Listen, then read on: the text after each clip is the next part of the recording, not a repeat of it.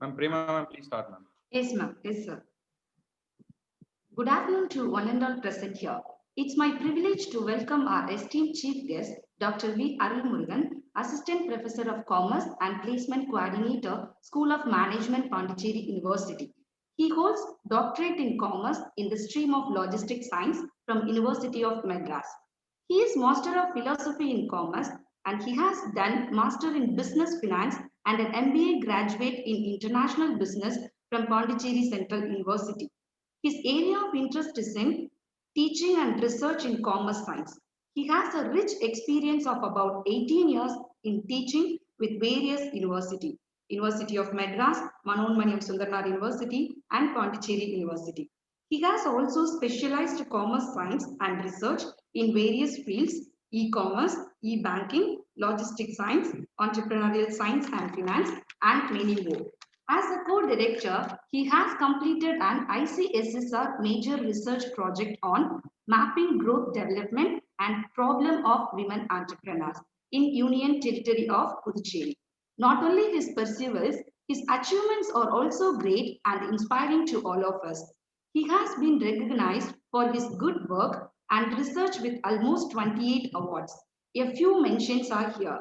Best Teacher Award 6 times, Best NSS Program Officer Award, Triple Gold Medal winner for outstanding performance in MPhil Commerce from Pondicherry University, Best Paper Award winner for the year 2013, and many more cash award winner for Best Paper Research.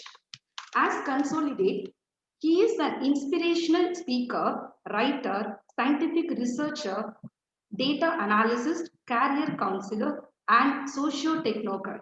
Now I hand over the session to our honorary chief guest, Dr. V. Arulmurugan. Thank you.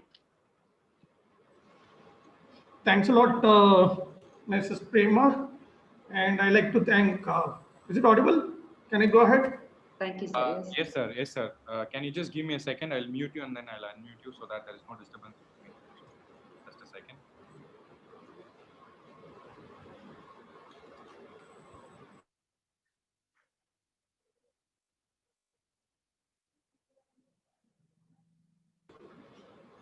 Yes, sir. Now you can go ahead, sir. Thank you. So, good afternoon to everyone. It's almost like 3 o'clock exactly that you are maintaining your time. And thanks to the Prince group of institutions, especially Prince Sri Venkateshwara College of Arts and Science, the administration and the management. Beyond that, the head of the department and the coordinator or the convener of the program, Dr. Salami Madam, and the guest from Sultan Chand, who has academically collaborated with the college, Shika Madam, and Dr. Lakshmi, my own good friend and classmate of my school. And beyond that, thanks Dr. Prema for introducing me to the elegant audience. And also, I'm not sure the name, but the technical team, thanks a lot for making it. So before I start, I'd like to have few clarifications that maybe for the audience and the organizers. Like anytime technically we may have some crunch. So it is better not to panic. Even if I go out of the, it may not happen. Even if I go out of the meet, I'll be back. In the same way, like I request all the participants to be back because most of the time that in India now we have all net connected. Most of the programs are happening and the infrastructure has to support. So that's one, just we can be cool rather than making it more stressfulness in understanding for the next 2 days. So just enjoy the next 2 days on data analytics, on the scientific research, because it is going to help you in a bigger way in your life for your career, for your professionalism, and in the future with your own students. So beyond that, I like to thank all the participating teachers, faculty members for joining this workshop, taking your time on Saturday and Sunday for a learning attitude to make yourself more professionalized. And beyond that, all those aspects, I'm going to make it more practical today. So you can feel free anytime. You can just put it in the chat box as the organizers say. If you want to talk, unmute and talk to me also, you can do that. So it's a kind of learning which we want to make it. I'm not going to give anything bookish. I'm just going to share what those experience I had in last 18 years on research. Before I start, I like to remember and pay the what you call it as the respect to my own guidance supervisor, whom I learned, Professor Dr. Ranganatham sir, who was the former registrar and head of the Department of Commerce, University of Madras. So he is my guide, and I am the final candidate of Dr. Ranganatham sir. Whatever I am going to discuss for next 2 days, the analytics which I have learned from him with a lot of heart and soul. So with this note, I request and one more thing, I request the technical person to be with me, because like sometimes I may share my different share screens, whereby you need to be in a position to convey me whether it is visible. So that's the only point. So with this little introduction, and thanking the entire administration, especially Dr. Lakshmi, my classmate, and Dr. Salomi Madam, and all the entire faculty members of Prince College, and the faculty members across the nation. So thanks a lot. So probably I can get into sharing my presentation. So hope everybody is with your SPSS data, that which has been given to you. I'm sharing my screen.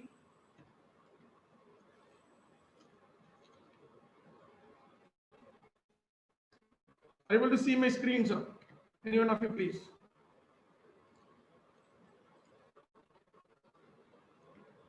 Are you able to see my screen? Yes, sir. Hello? Yes, sir. Yeah, thank you. So that is what I require, because if it is seen, then it's okay. So it's like data analytics for scientific research. Before I get in, I really thank Sultan Chand and Sons.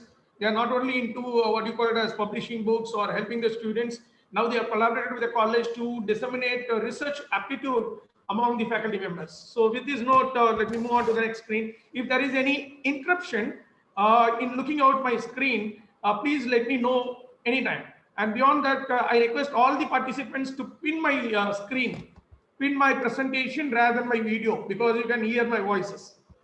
So with this note, maybe what you call as Mrs. Prema has given us the profile. This page is my profile regarding the research as such, projects, even applied for UGC Stride and ICSR Impress, taking independent projects.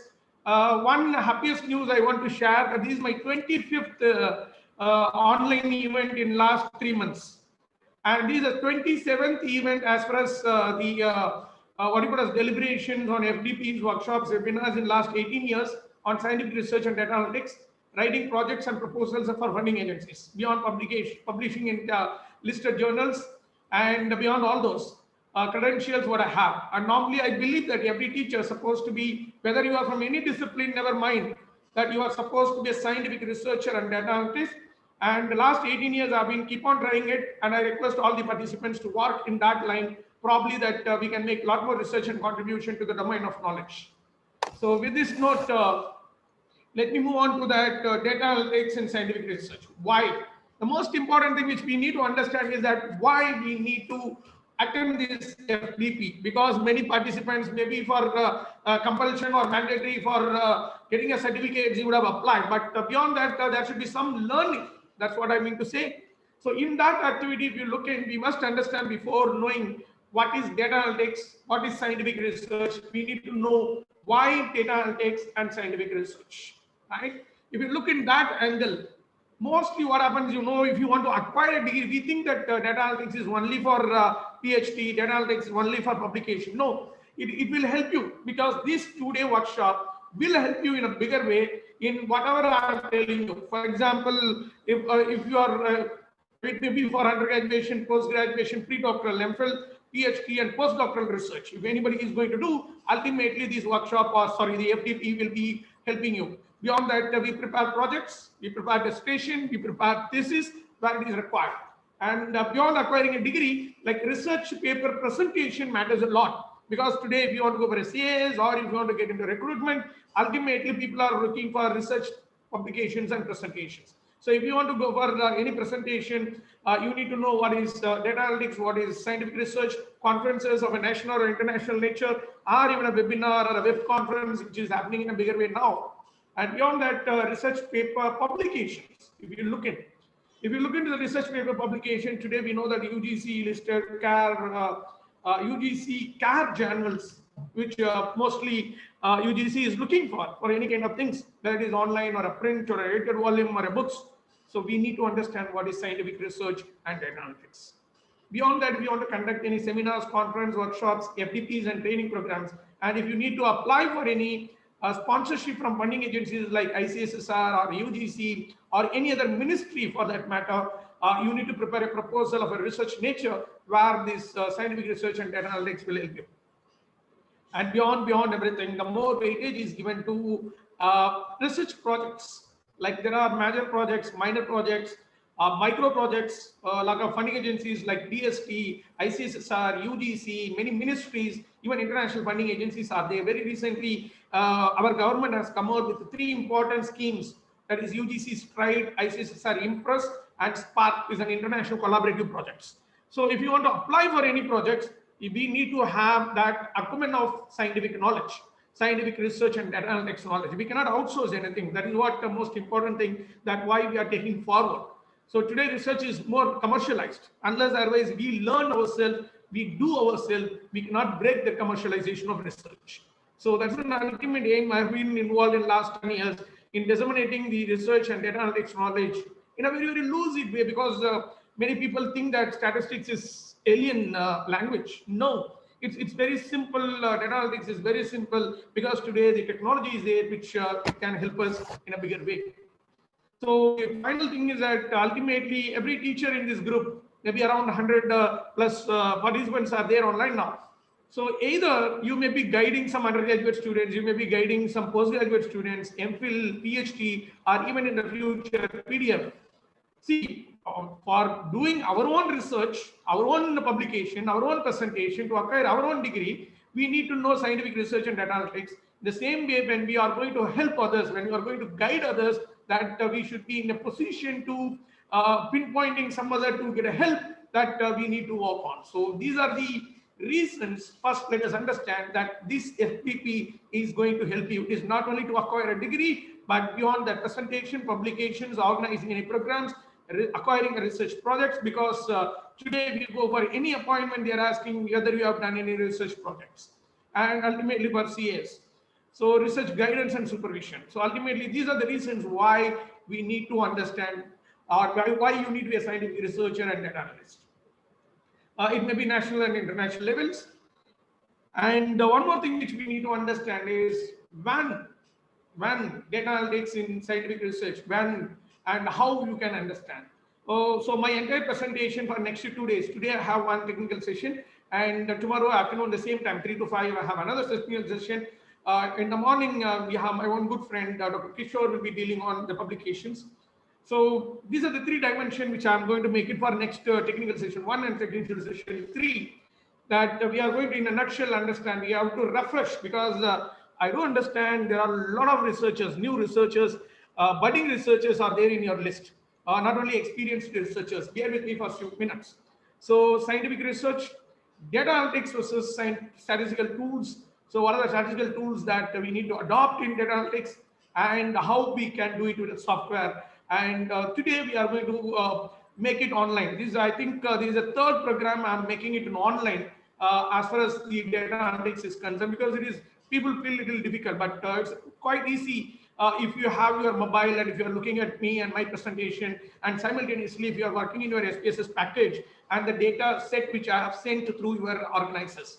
So we'll go more practically today, hand-on-hand experience online, right? So with this note, let me move on to what is scientific research. If you want to understand what is scientific research, the most important thing which you need to understand is what is scientific research, what is scientific research approach, and what is the scientific research process. Because we do research, are we really doing scientifically? That's the biggest question mark that every researcher is supposed to make it. So in that angle only, I thought, like, whatever I have learned from Professor Ranganathan sir, I'm just going to repeat that. We need to take the legacy of understanding. People in commerce in Chennai much aware of the credibility and the knowledge hub of Professor Ranganathan sir. So that is what I'm going to deliver, and I'm taking forward it. So mostly we need to understand what is research and what is scientific research. So whenever we call it as a research, in a simple sense, we'll spend just 10 minutes on this. Researching of information, right? So any research which we research, anything we need to question, we cannot accept everything as right. So when we look back and search for some information, that becomes a research. And the other thing is that look front, finding new things. ultimately you should not, we cannot copy something. We should not go for a cut and paste. We should find something new, because Corona is a period where COVID-19 demands us to find new medicine. Till now, we are unable to have it. There are some vaccines around the world, but still it has to be tested, right? So ultimately, that's an ultimate thing which we need to go ahead. And the other important dimension of research is that fact-finding process. Many of the people, I mean, the researchers who have completed the PhD may understand that it's a fact-finding process. We cannot say lie into the research. We should say the originality. And beyond everything, the other thing is that identifying a problem itself is a research, please understand. And finding a solution to the problem is research. So if maybe you have come across what is research in many research methodology books, maybe written by O.R. Krishnaswamy and Ranganathan sir, or Patari, or Professor Panneerselvam sir from Pondicherry University, many research methodology like you have, but when you look into that, how we can differentiate. When you want to do your research, normally we do it in rule of thumb, that whatever I'm doing is right. I follow certain mechanism, I follow certain method, I follow certain tools, I follow certain techniques. But what is required is whether we are doing universally accepted techniques, whether we are considering the universally accepted procedure. So if you are going to do certain things scientifically means systematically that we need to do it. So that systematic of doing with the data analytics, which I'm going to concentrate today. So we should not do research, we should do a research in a scientific way, scientific research. And what are the approaches? Maybe if you take any research methodology book, it will give you a number of approaches depending on the discipline, whether it is social science or science, they give a number of approaches. But what I'm going to tell you is that, so there are few narrow approaches in my understanding out of my PhD research, which I could understand, is that entire research can be divided into two. One is descriptive research, other one is analytical research. Even we can call it as an empirical research. So anything which you are going to present as it is without putting your brain and heart into this, thinking into that, then it is called as descriptive research. If you are going to put your brain, if you are going to put your thinking into that, and if you are going to make your own contribution into that, then it is called as analytical research, where we are going to concentrate the next 2 days session on that. And there's another dimension which you know, that qualitative and quantitative research. See, if you are going to use numerical data, then it is quantitative research. If you are going to use content analysis, and if you are going to use observations, you are going to use your critics, then it is called as qualitative analytics or qualitative research. Today, a lot of software has come for qualitative research also. So we are going to concentrate on analytical research. We are going to concentrate on quantitative research in this, what you call as FDP.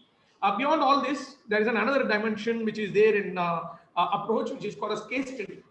The other two, descriptive or analytical, which are macro in nature. And if you are going to do micro research, that means if you are going to study only one unit, then it is called as case study. The unit can be one single person, one single college, one single institution, one single company, one single industry, one single economy. So ultimately, it is one unit if you are going to study, and if you are going to put it across to the decision making, to the hub of knowledge, then it is called as case study. So ultimately, a research is like a general research and a case study. Macro and micro research are available. So the next thing which we need to understand is the scientific research process. Why I'm telling you is that unless otherwise we understand the entire complete scientific research process, we may not understand that where data analytics comes into picture. So before I move on further, let me confirm from any one of you that whether my things are clear, I'm going fast, whether I need to reduce my speed, my voice is clear. Can anyone reply to me? Because I cannot see my chat box now, since I'm sharing the screen. Hello? Can I proceed? Yes, sir. Yes, sir. Yes, sir. Yeah, thanks a lot, sir. Because I'm just looking to my screen. I didn't have any responses. Thanks a lot for making it. Sir, may No, sir, I'm Prasanna, sir. I'm the vice chairman. I've just muted everybody so that there is no disturbance. But I'll just unmute Dr. Salomi ma'am temporarily, sir. Yeah, Prasanna, yes. Thanks a lot, sir. Thanks a lot. Sure. So we'll move on further. That the third thing is that scientific research process. If you look in, see, I have not given anything bookish. I'm just practically telling you there are 10 steps. So I don't want to spend much time on it because most of our researchers already faculty members who have done your PhD, and ultimately if you look in, but whatever little knowledge I have in last 18 years as a faculty, I just want to share it.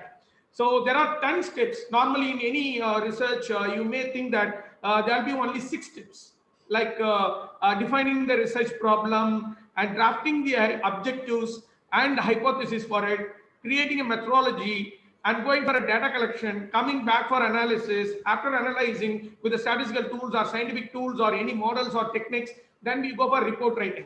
And we will be going for what you call it as summation for evaluation.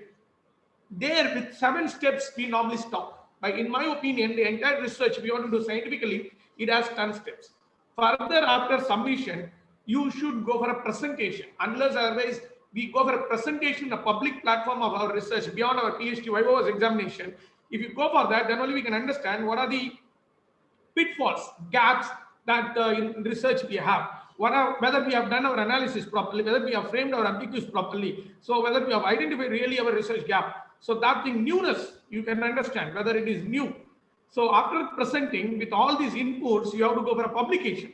And today you know that UGC can listed journals, corpus index. So you need to go for a publication. Probably tomorrow, Dr. Kishore will focus on that. So you need to go for a publication. So unless otherwise you go for peer-reviewed or UGC CAR journals, and maybe for management, ABDC, there are a lot of journals which are coming in, ABDC, and beyond that, you should not stop here. You will be getting a lot of feedback from your fellow researchers and everyone, and we need to get an output for further research too. It is not only that doing a research and stopping it. That is why we go like a family tree, that research also should extend. So we should not stop. For example, my research area is logistics science. Till today, I'm simultaneously working on developing the further things. Now I'm landing up with logistics technology, with AI and what you call as visual augmentation. So you can always think of moving on from a basic research to advanced research only when you go for a further research in a defined areas. So that is what I'm thinking. Like, I'm a commerce faculty. Today I'm talking about commerce science because I thought like science or commerce also can be looked into science. So this is another occasion which I can share that I was in your college for a program long back, right? So with this note, so these are the 10 steps involved. In that, if you look in where we are, data analytics. Normally we call it as analysis, where application of statistical. Today we are going to concentrate on application of some of the statistical tools in a practical way to help you to complete your research, to help you go for publication, to help you to guide the other fellow researchers as well as your own students and scholars. So we are only going out with the 5th step. The remaining steps that you need to educate yourself or empower yourself. If time permits, you can always contact me. So directly getting to the 5th step of research. So I think I made it. What is research? Where we are in the research. So it is data analytics in scientific research.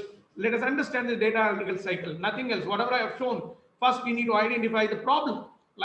And once you identify the problem, we need to plan for it. So research plan. So once you make a research plan, then you have to collect the data. Once you collected the data, then you need to have an analysis of it. You need to go for analytics. And once you have analyzed, the interpretation has to be made. Once you make an interpretation, you need to come to a conclusion. You need to give a suggestion. You need to go for findings. So this is what the statistical inquiry cycle goes on, because it happens every time. For example, you want to go for a movie, right? You want to go for a movie. Whether we can go it now in the pandemic time, it's a problem. So what is an alternative? Can I see the movie in internet? If I see the movie in the internet, what are the data sources are available? What are the links are available? And when you collect those data, for example, 10 links you have taken up, online movie channels. And once you've taken up for some brands you have taken up, you need to know which one you need to subscribe. Then you go for an analysis. Once you plan that, okay, everything is good, based on the feedback, based on the analysis, then you conclude yourself, okay, I'm going to see a movie in this channel. So this is how the statistical inquiry, which goes with numbers. So I'm just briefing it, right? Beyond that, we need to understand what exactly data analytics is. Maybe these are little things which you need to understand. So it's a body of method, and which when you go for data analytics, that it helps to describe the facts. When you go with the data, it will tell you the truth. You can detect the patterns today. That is what we are saying, that how many of the people are getting infected by COVID-19. So ultimately, the government is detecting the pattern. what age group it is happening, who is getting what you call as infected. So what is a pattern? For example, we say no flattening the curve. How we have identified 3 months before, the whole international arena, World Health Organization and our own government was talking that the curve will go up and we need to flatten it rather than reducing it. Reducing will take some time. So at least we need to flatten it. So that pattern we can detect when you have a data. For example, daily if you open any news channel, we'll get data state-wise. Even in Tamil Nadu, if you take Tamil news channels, you get data, nationwide data, international data, district-wise data, village-wise data, town-wise data. So when you have a data, so ultimately we need to know how we can go ahead. And you can develop explanations. Today, how we have understood that, what you call it as, whether we can wear mask, whether we can go for what you call the social distancing, how much, so immunity, how much it should be boosted. So developing explanation is possible, and there are hypotheses. If I put my mask, whether I don't get corona. If I maintain social distancing, can I get corona or not? These are hypotheses. Still, people are unquestionable, answerable. Now, medical practitioners are making a research. A lot of publication is coming out. You can always browse Google Scholar to understand what is the current scenario of COVID-19. New things are coming out. Its metabolism is getting changed. So it's all because of. There was one research article which I want to recollect, that by wearing a mask, whether corona can be predicted. There was a researcher from US, he has come out with that. Yeah, it can be possible. So that is development of hypothesis. So data analytics describe facts, detect patterns, develop explanations, test hypothesis. So if you use data analytics, then it becomes a scientific approach to research, because you are not only using your idea, logic, tools, techniques, methods, and the way in which to do the procedure. And that is why data analytics is a process by which data is converted into usable information for decision making. And data analytics is not only used in sciences. Now we have started using data analytics. Basically was used in computers when they want to develop rubrics and algorithms. Later we have just taken it everything, and in social sciences, irrespective of any subjects, we started using in science and social sciences. Depending on comfortability, we are using it. So with this note, let me get into why we need application of statistical tools. Quite interesting slide. If you are close enough, you can always watch it. Need for application of statistical tools. Why? Sir, I know what is research. I can tell you what is suggestion and solution. Why I want to use statistical tools? You'll understand the power of statistical tools now. So this is the data. You can see if you are using mobile, please zoom it and see your screen. You can always see it. So data, these are the data. For example, see, how many colors are there? Can anyone tell me how many colors are there? Can anyone work out simply by looking into what is the volume? Which color is more? We may not. For that, what we need to do, we need to classify. We need to sort out. Classification is also one of the way of statistical methods. So what you call as, we need to sort out data methods. And when you sort out by color, you can see there are 1, 2, 3, 4, 5, 6, 7, 8. By looking into whatever I'm looking in. So I presume that there are 8 colors when I sort out, right? And when you move on further, we need to arrange it. 1, 2, 3, 4, 5, 6, 7, 8 colors. So I have rightly started out. And when you arrange it, when you make a little arrangement, we feel that yellow color is looking higher and the white color is looking low by looking into. But this is where whatever we have done, it is not a scientific way, it is unscientific way. We just classified, we just arranged. But when you use statistics, when you use some statistical, visual statistics, rather than going for numbers, if you can calculate number also. So I'm going to show you the visual statistics of it. If you put a visual statistics, you can see here, red is the highest one and the ash is the lowest one. And there are 9 colors, not 8 colors. So this is the reality of applying a technique or a statistical tools into your research. So this is what I want to tell you, that the data analytics in a scientific way in a research is more important. Moving on. We are nearing to the understanding. So types of data analytics are statistical tools. See, mostly in our case that, one second. Yeah. Mostly in our case, what happens, there are variables we need to understand. When we go for data analytics, you know there is a data. Data means one, right? It can be plural also. So data, which one is the data? A number can be a data, a dot can be a data, a word can be, a alphabet can be a data, a picture can be a data, a photograph can be a data, a voice sound is a data, right? A visual is a data, a audio visual is a data. So today we know what is data. If you are using social media, so anything, everything is data. If you put a dot, it becomes a data, right? And when it comes to research, that data is called as variable. If you are going to have a data, for that data, if you put a name, then it becomes variable. Got it? Right? And that variable can have n number of data, 100 data, 20 data, for a period, for an activity, for an item, for a perception, for a thinking. So one thing is called as one variable, that is single variable. And that single variable, if you are able to find a weight with the help of tools for that, for example, my session till now is one variable. If you say good and say that that good has 5, if you are going to give 5 for that, which is the topmost, right? If you don't like, you put 0 or 1, which is the lowest.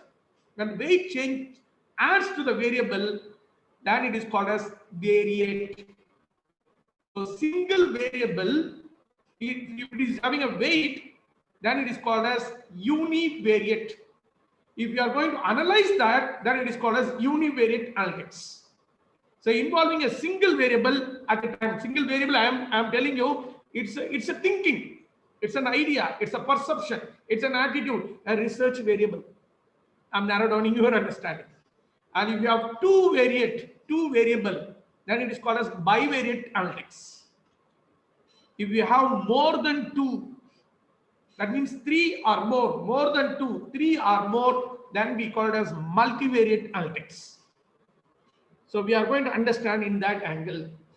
I think I made it very clear what is data, what is variable, what is variate, right? And beyond that, what is research variable.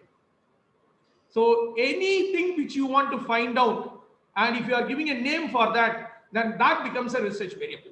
If you have only one research variable, then you need to go for univariate analytics. If you have a 2 research variable, then you need to go for bivariate analytics. If you have a 3 research variable, then you have to go for a multivariate analytics. So I'm making it very clear. Moving on to the next slide.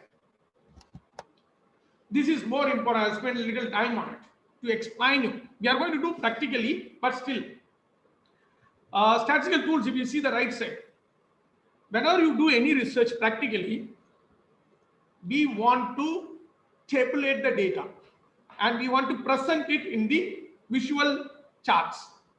Okay. So the first thing what we do after collecting the data, that we have collected the data, okay? After collected the data, we will be going for data tabulation and charts. If you want to go for data tabulation and charts, that you cannot simply present the data raw.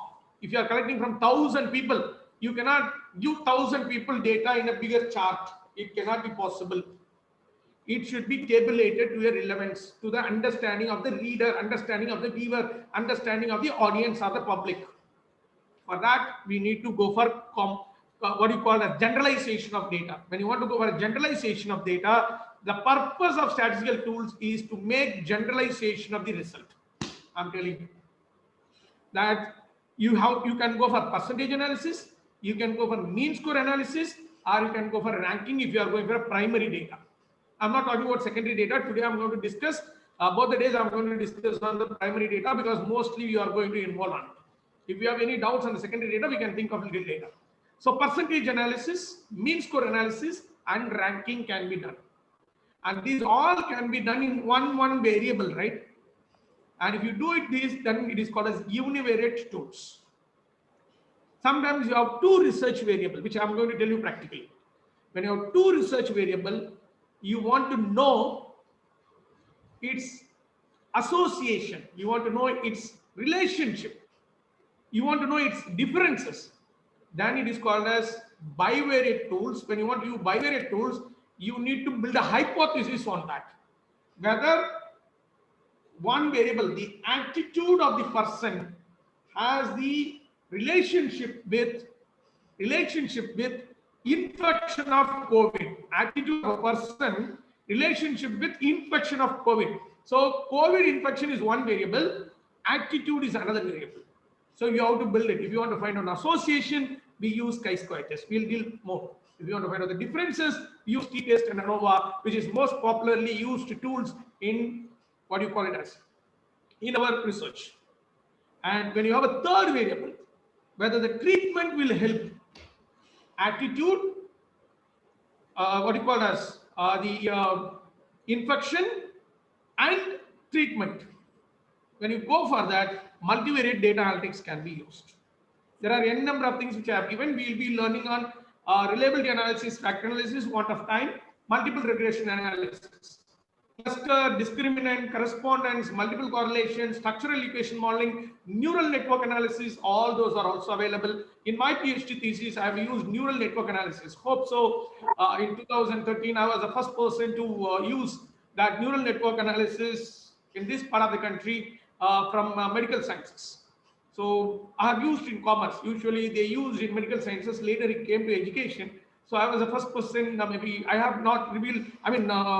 Made any review as such. I couldn't find any review before that. So I was the first person to use neural network analysis in my research in logistics science.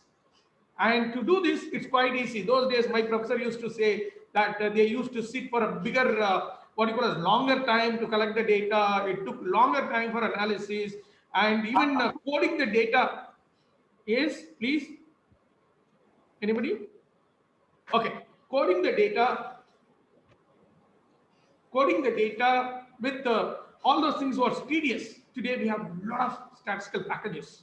MS Excel, SPSS, SPSS, Amos, Lizardel, Visual PLS, GPower, Grittle, eViews, MATLAB, Vega, Strata, SAS, R, Tabella, Public, Python, so big data analytics. So it has so many, but today we are going to concentrate on SPSS. So because if you know SPSS, let us fine tune today with a lot of little inputs, whatever I'm giving. If you don't know, and it will be great that you are going to learn, you can kickstart from my session and you can learn. See, packages are different. Thinking is same. Buttons are different. You use Samsung, you use what you call it as the Lenovo, you use any other brands, and the functions will be little different. The movement procedure will be different, but the functions are same. It is the same kind with all this. Some statistical tools will be available in some model. Some models may not be available in some statistical tools. So today we are going to go ahead with SPSS. So moving on to that. So I'm just going, even though it is advanced 22, but I'm going to use 20.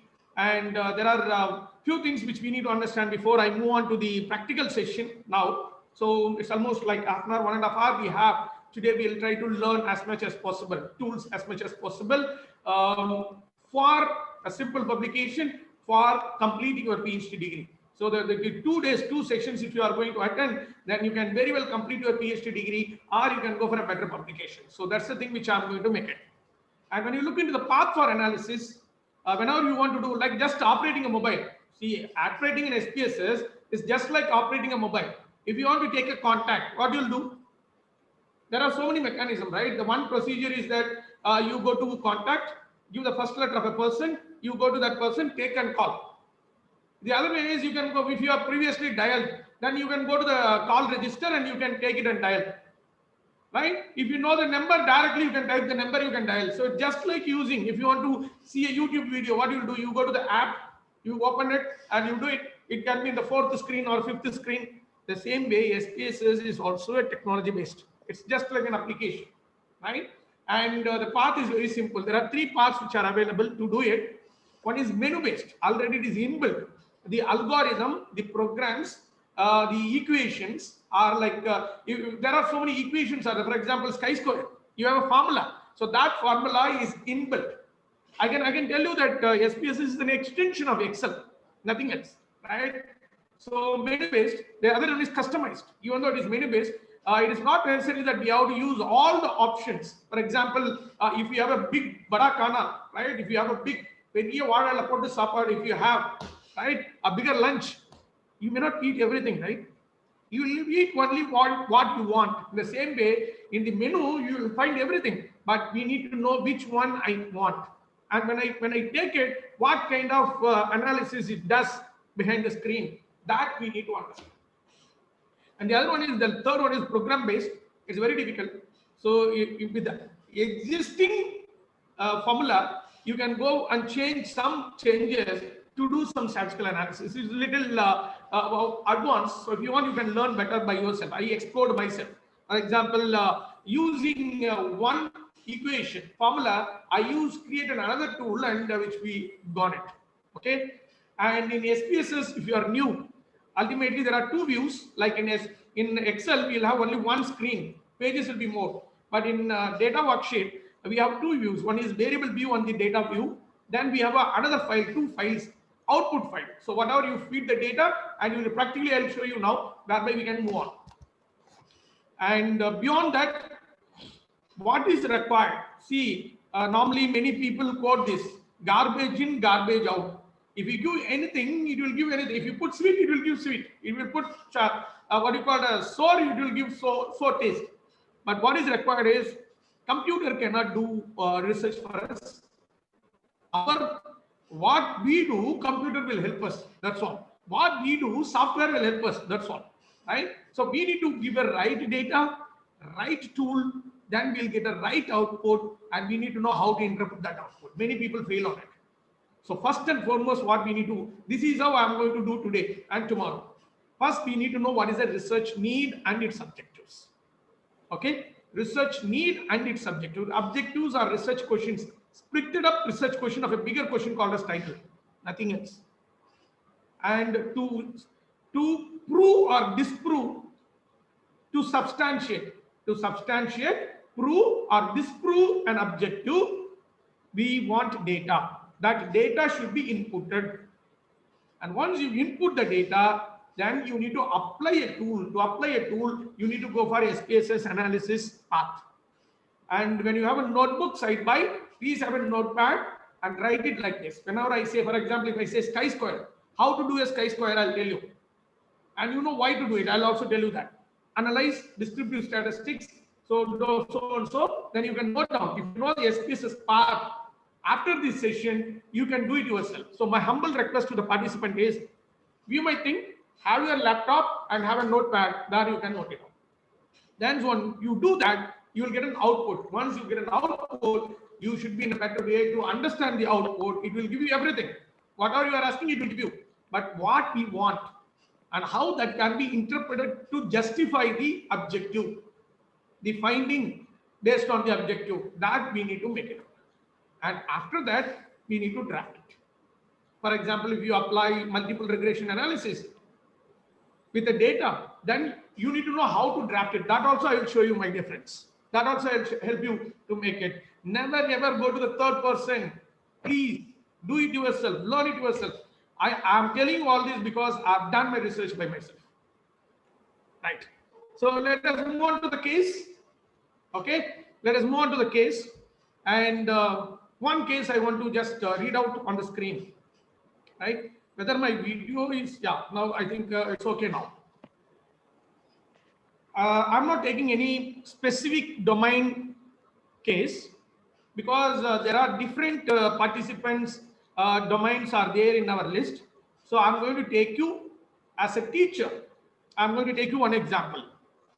The study is like student-teachers relationship in schools. Let us understand, because see, the idea is important. You can insert your thinking, your concept in commerce, mathematics, science, physics, chemistry, anything, computer science, you can use it, management, you can use it. But the general thing, the idea, the method, if you are clear, simple, then you can do wonders. So our ultimate research is to analyze the student-teacher relationship in schools, because that is more important. Pathetic is that yesterday, today morning, we got a bad news that one of the students has got suicided because of the exams. So if the teacher is able to counsel them properly, or a parent is able to counsel them properly, we would have not lost that sister, a daughter, a granddaughter. So students-teacher relationship in schools that we are going to study, and what kind of objectives we can make. Let us decide. Let us decide. So if you are taking a topic like this, student-teacher relationship in schools, a study on student-teacher relationship in schools. So one objective what we can have is like to identify what you call it as the factors which are influencing student-teacher relationship. A research objective I'm taking it. So one objective we can have it is to identify the factors which are influencing student-teacher relationship. So what are the factors, things that are influencing the student-teacher relationship that I want to identify? One. Number two, among those what you call as factors, we can identify which factor is influencing more. So to analyze the most influencing factor, you can apply this idea in consumer behavior, you can apply this idea in any of these. Okay. So to identify the most influencing factor in student-teacher relationship, let us take only these two objectives. So one is to identify the factors. Number two, to identify the most important factors. So if you want to know these two answer for these two objectives, research questions, then we need to frame a questionnaire. Now you see, a primary survey was conducted to understand a student-teacher relationship in schools, and 30 sample teachers, I have collected for the research 30 sample teachers. And there are 15 attributes were identified. Attributes in the sense, variables. So 15 attributes, variables are identified through review of literature, and a 5-point scale, strongly agree to strongly disagree, was prepared. And the data was collected. So if you have done it, I'm moving back to the other screen, right? So you can see whether you are seeing my please move this window away from shared application. Okay. Sir, if I your sharing is fast.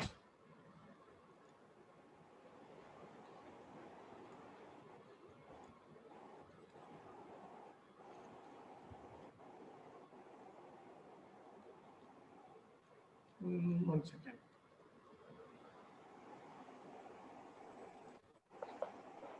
Is it visible? My screen is visible? Not visible, sir. Yeah, now one second. Visible, sir. Now it is visible. Yeah, what I'm going to do is I'm going to share one more screen, right? So I'll stop this sharing and I'm going to show you the questionnaire whereby you can understand.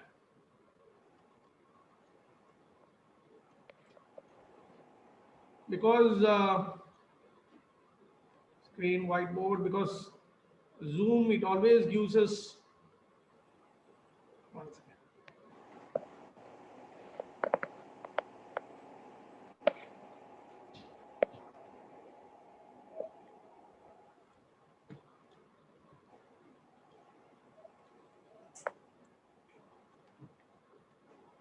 Yeah. Screen has to come now.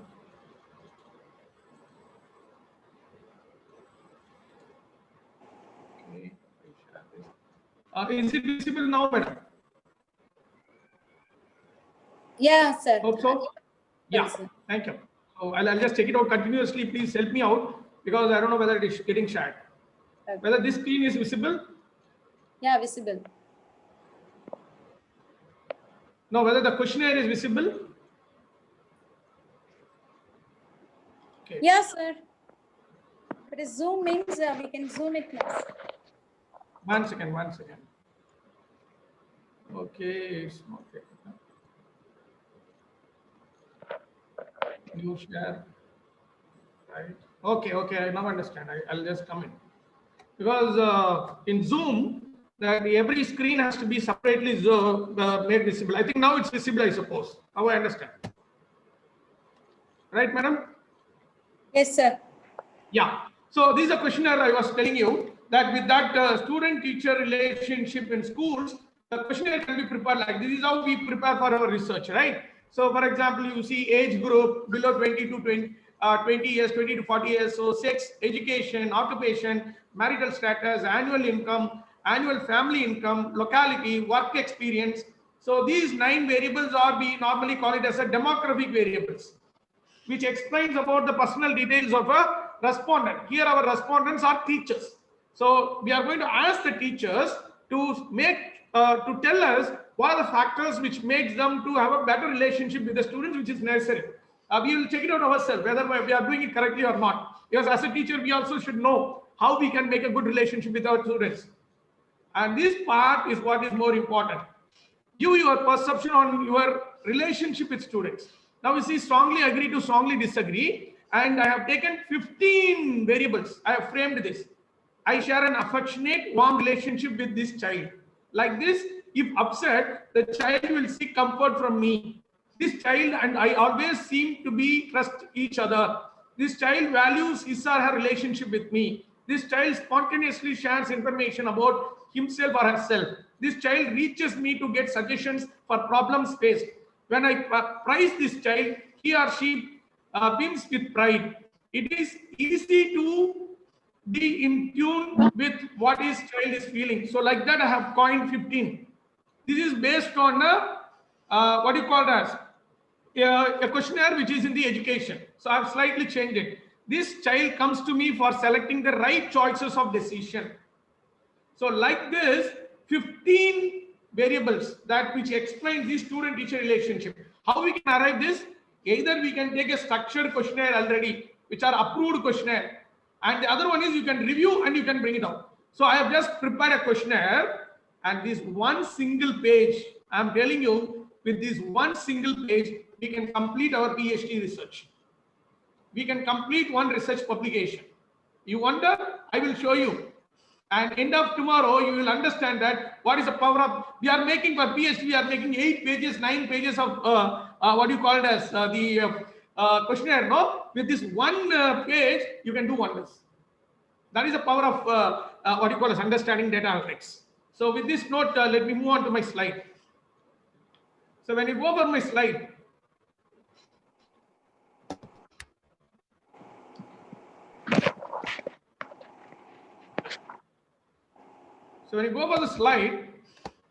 what we have to do is, I'm just going to do one thing. For example, once the questionnaire is ready, don't bother about what is there in the screen.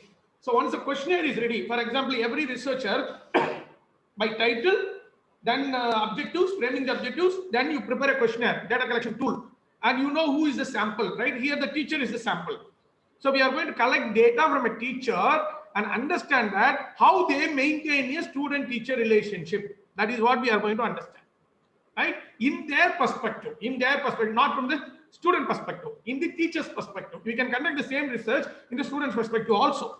So once you get the questionnaire, you cannot directly go for main study. Please understand. We should not go for main study. We should conduct a pilot study.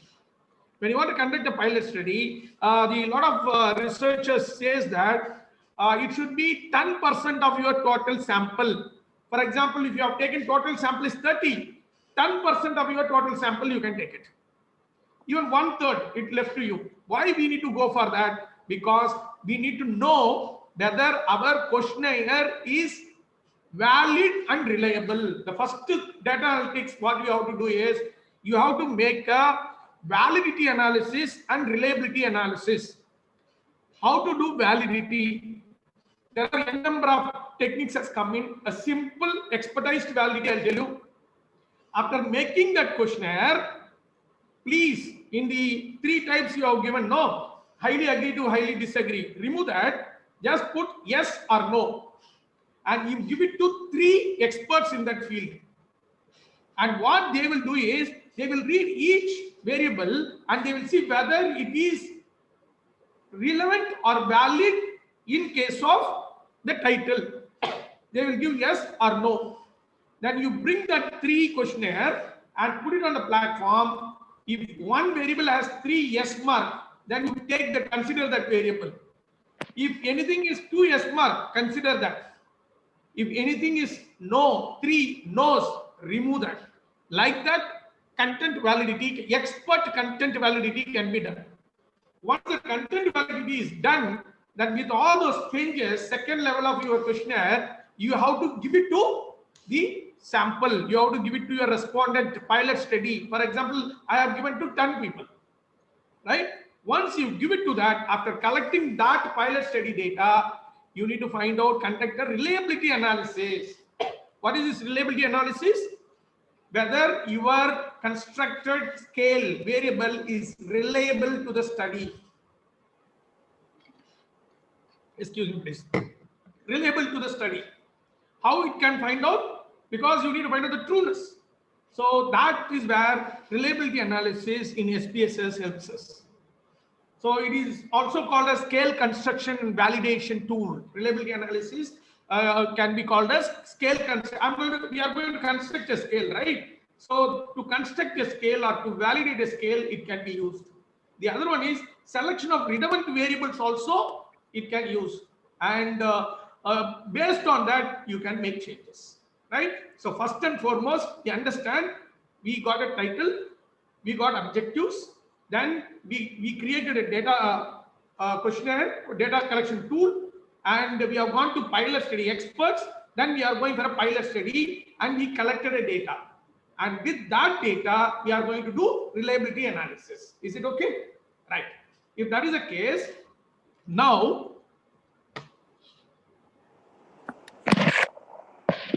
so we'll be doing reliability analysis now. Now you can open your SPSS data which I have given to you. Okay, there are two data which is there. One is reliability analysis, other one is case data.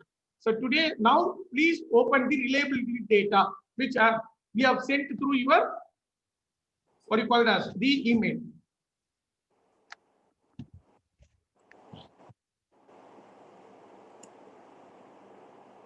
So I'm going to open, so like this. There will be two data files. Is it there? Two data file in you. So one is reliability analysis. I'm going to just tell you reliability analysis. So I'm opening the SPSS reliability analysis file. If it is a practical session, I used to collect the data from the participants and I used to feed the data over there. Through that itself, we can go ahead. Since it is an online version, we cannot collect the data now. So already collected data I have from 10 people of that questionnaire. So once the questionnaire is ready, we need to prepare a database in SPSS. I forgot to tell you. That questionnaire has to be prepared as a database in SPSS. So SPSS is getting opened, but I think it's visualized. Your screen is, you are seeing the screen. Yeah. Madam, whether the screen is visible now? Yes, sir. Yeah, thank you. Sorry to disturb you. Please assist me. Okay. So participants, this is how you need to prepare. I think this part, want of time, usually I used to start from here in a practical session, but now it may not be possible in online because almost like 1 hour has gone. Here you can see here that questionnaire we had. No, that questionnaire I have shown you. Now you see this questionnaire: age group, sex, education, occupation, marital status, annual income. So what I have done is, you can see here, age, sex, education, occupation, marital status, income, family income, locality, work experience, all those 15 variables. We want to be 15, it is here. And one thing is here, these things has to be filled. Mostly label. So label you have to fill it. For example, if you go to the label, in the table, in the analysis, what name you should have, age of the respondents. And like that, in the V1, you can see here, I share an affectionate relationship with the students. So all those that you can copy and paste it here. But more important is assigning the values. So naming the variable, labeling the variable, assigning the value. These three are important in SPSS. So when you go here, you can see here, below 20 here, how I make it. Here you have to put 1 and here the value 1 and here you have to write below 20 here. Here value 2, you have to put 20 to 20 years. Value 3 and 20, that is what we have to assign the value, numerical value, right? So we have to assign the numerical value for the responses. So then you can add where you can get like this for male and female, everything you can see here. Here you can see for the strongly disagree, strongly disagree, I have given 1. Strongly agree, we have to give 5. That is the Likert scaling, what you call as logic. Okay, 1, 2, 3, 4, 5. Because who agrees will be more, who disagrees will be less weightage. Okay, because that is what we need to work out. Like this, we have to make it. Once this is ready, then whatever data you have collected, you can type it here. For example, these 1, 2, 10 refers to respondents. First teacher, second teacher, third teacher, fourth teacher, 10th professor I have collected. And here you can see how many variables you have. So here it is 9 variables and the 15 variables. If you see in the questionnaire, you can see here 9 variables starting from age to work experience, 9 variables. And here it is 15 variables. It is not one variable. Don't say 10 variables. So 9 plus 15, 24 research variables we have. Now you got an idea? 24 research variable. If you assign a weight, then it is variate. Right? So now I'm moving on. So now we have all data. You know how to enter the data. If not, please learn from the basic people, because there are experts in this who don't want to waste their time. So how to render reliability analysis? I'm going to tell you first thing. After collecting from the pilot study, before going for the main study, we need to go for reliability analysis. Once you enter the data, what you are supposed to do, that's more important, right? You have to first, before doing the reliability analysis, you need to check whether there is any data problem is there. How to check the data problem, right? Very simple. I'm telling you how to verify the data entered is errorless. Any missing data is there or not. That we have missing data. You have to identify the missing data first. For that, how to identify the missing data? Go to analyze. I'm repeating, go to analyze. Descriptive statistics, frequency. Analyze, descriptive statistics, frequency. If you go there, you'll be having a icon like this to what you call as the dialog box. This is called as dialog box. It is just like cooking. In the stove, you have a pan, and in the side by you have all vegetables. What you want to put it in cooking. For example, if you are making a sambar, you know what are the items to be made. You will not put in sambar some noodles, unwanted item. Got it? What I'm saying? So in the right side, whatever it is there, it is like a pan. In the left side, there is a data. Like you are seeing no age, all those. These data are like our ingredients. And when you move these ingredients here, then if you do statistic analysis, then it is okay. Very simple. So now what I'm going to do is I have to check the data. So first here, shift and down arrow, shift and down arrow, shift and down arrow, you will get everything. Select everything, move here. Nothing, just move here and just click frequency table. And before that, just click frequency table.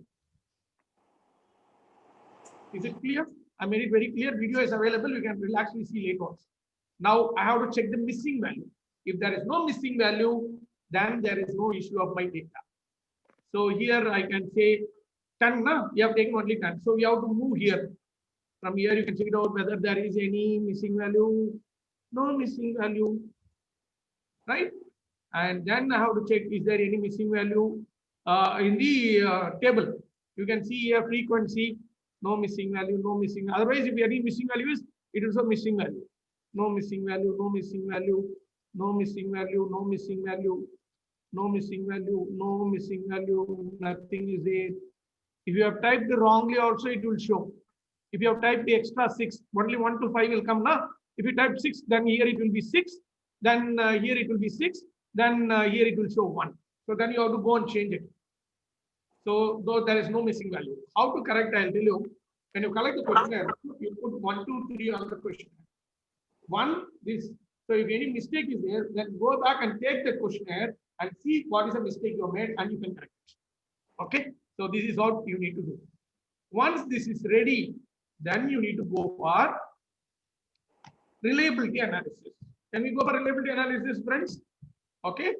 So I thought like before 4, I should complete reliability analysis. Exactly, I'm coming here.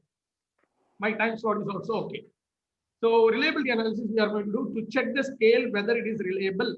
And today in any research paper, they'll be asking you that what is your reliability score.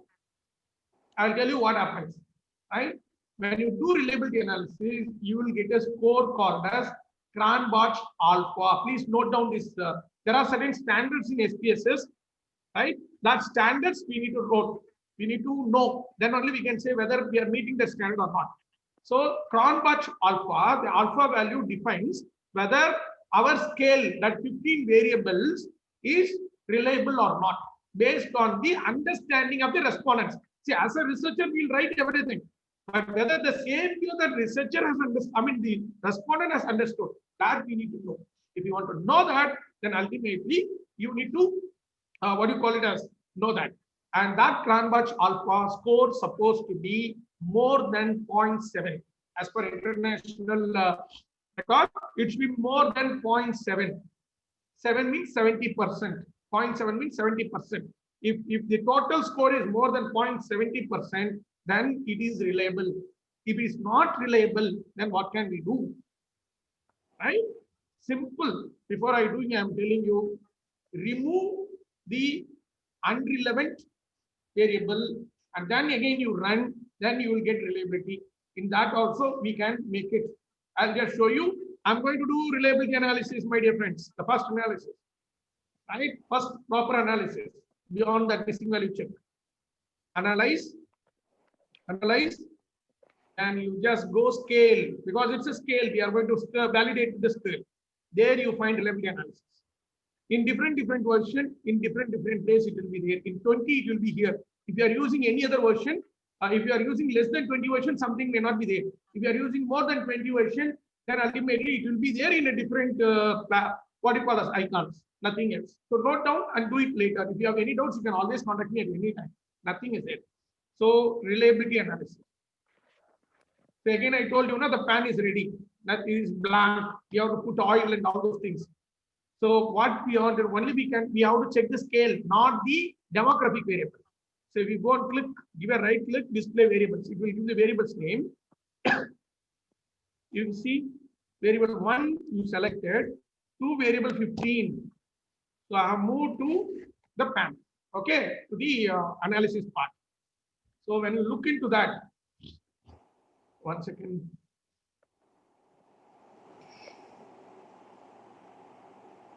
Yeah. So I'm just checking out. Somebody is saying that in the message that double voice is coming. Is it clear? Voice is clear? I just checked my message. Somebody said that. Okay. So now what we have to do is we have to go to the statistics. I told you now, there are tools available. If a fan is there, if it is get repaired, you should have a right tool to repair it. So we are going to check that in the box, statistics box. We have to select item, because all the items has to be selected. Then we have to select the scale, because I want to know what is the score, Cranbach alpha score for reliability analysis. And what I told you, that if you want to increase the score, if it is less than 0.7, if you want to increase, then you need to know which variable has to be deleted. For that, scale item to be deleted. If you click these 3, then you continue. Now, I have given all those inputs. Now, if you give continue, and here you see the model alpha, and if you get OK, and results will arrive.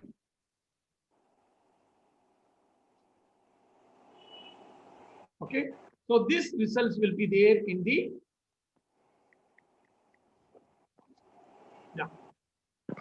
this is what you will have it in the screen. Now you see valid 10, right? And if you see the Cranbach alpha, here you can see the number of item is 15 and it is 0.567. It is not more than 0.7.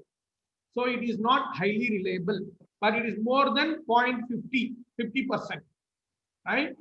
So it is 50%. So that means we need to increase to 7, right? So how to increase that? If you go to the item number, like itemized total statistics we have given. No, you see here 1 to 15 things are here. And here there is one thing called as Cranbach alpha if item deleted. If you go there, if it is only how much? 0.567. So if anything is more than, which one is more than 0.567? So if I delete, so here you can see 0.649. Oh, even point, you can see here 0.679 is highest. So if I delete this, I think you can look into my cursor, right? If I delete this, what will happen? If I delete this, the score will become 0.679. I can show you also, but can I delete this? That's the biggest question mark. I'll read this. This child easily becomes active in my presence and intuition. How can I delete this? It is more relevant. So researcher has to be by just seeing the numbers, you should not decide. You should go and apply your sense, common sense and presence of mind and logical thinking. That's more important. Research thinking, aptitude. So now I cannot get it. So what I can do is I can go ahead with this Excel. Even though international standards, if you are doing a bigger research, you will get, it's a smaller research. So the standard is, it should be 0.7. Sometimes it is accepted as 0.6 also. Internationally, renowned is 0.7, but 0.6 is also accepted. So if it is 0.6, you can go ahead. So since like it is a normal research, I'm going ahead. So there is a reliability. So I think it's very clear that we have done a reliability. Right? Can I move on?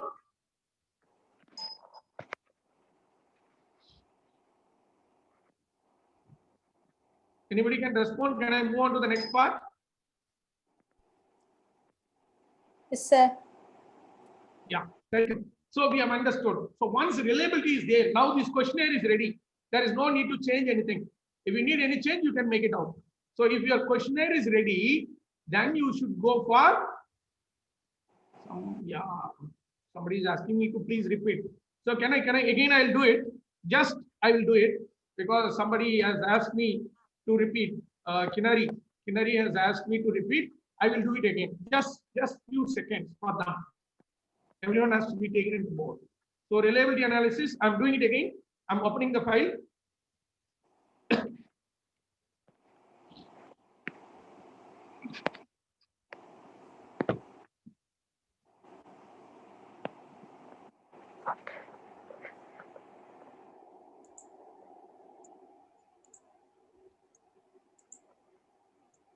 So those people who are unable to follow, just I'm making it again. So it's very simple. I'm just going at reliability analysis after the pilot study. Analyze. Please note down, analyze, scale, reliability analysis. Then I have to move only those 15 variables. By see you can have n number of scales, instruments in your questionnaire, 3, 4 also, box by box. You can do only one by one, not putting together everything. Each instrument is separate. So now I have moved, going for statistics, selecting all the items, selecting the scale. If any item is deleted, I have to make it. Continue. Then you okay.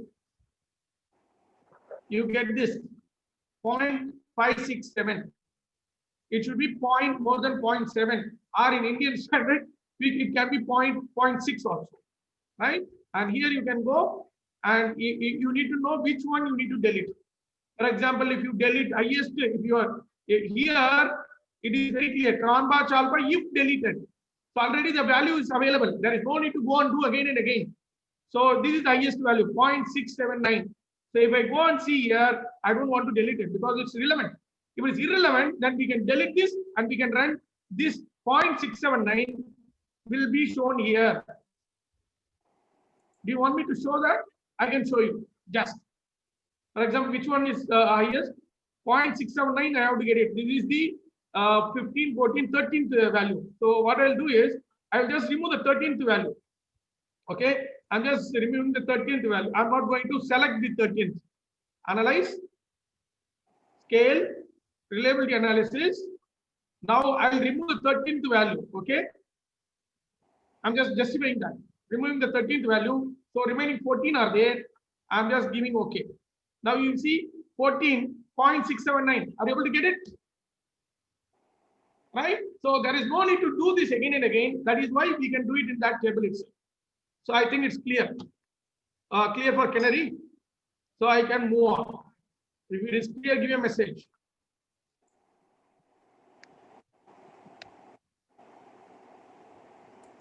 Questions, surely I'll take it at the end. Somebody has asked, right? I'll take it at the end. So now we'll move on to the main study. So now the things are ready. My questionnaire is ready.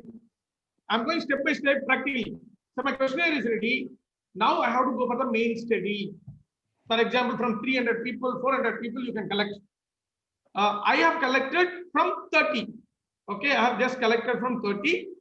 So what is happening is that 30 if you collect from the main study, then we have to go for main analysis.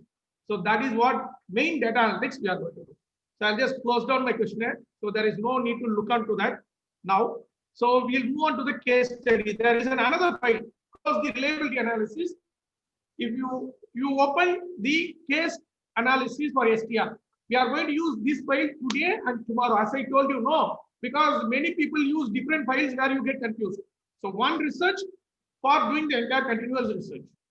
So I'm just opening it. It's getting open. So what we can do is, meanwhile, we try to understand that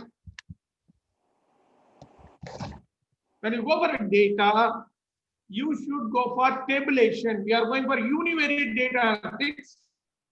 So you need to go for tabulation, tabulating of your data, charting of your data. Then you need to go for when you go for a tabulation, you need to go to generalization, what we can use it.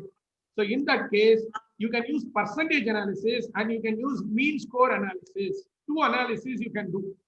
When you're using mean score analysis, you can go for ranking also. You need to know when to use or for which data you should use percentage analysis, for which data you need to use mean score analysis. That clarity is not with the researchers. So my humble thing I want to tell you is that percentage analysis will be done only for unscaled data. Which one is unscaled data in our questionnaire? That 9 data is there, no? That is unscaled data. Which one is scaled data? That 15 variables. When you put a scale, highly accurate to highly precise. So don't ever analyze the scaled data with the percentage analysis. Don't ever analyze the unscaled data with the mean score. It is wrong. Okay. So the right option is, if it is unscaled data, all the unscaled data, you use percentage analysis. For all scaled data, you use mean score analysis. If you are using mean score analysis, then you can rank 15. Which one is topping?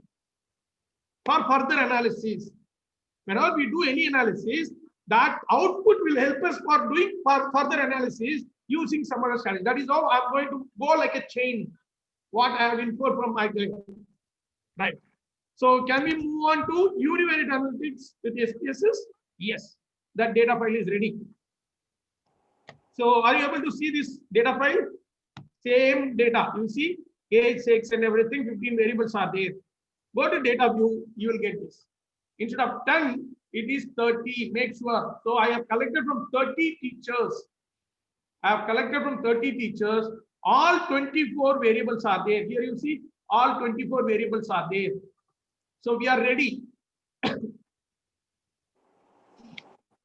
Don't forget, before doing any analysis, you need to check your data.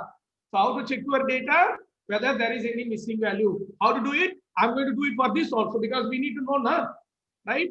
Analyze, descriptive statistics, frequency. And I'm going to move Control A and I'm going to move everything here.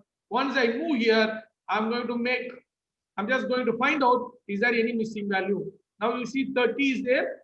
I'm just going to check it out. Whether any missing value, 0, 0, 0, 0, 0. There is no missing value. Great. And I'm going to check it out table by table. Any missing value?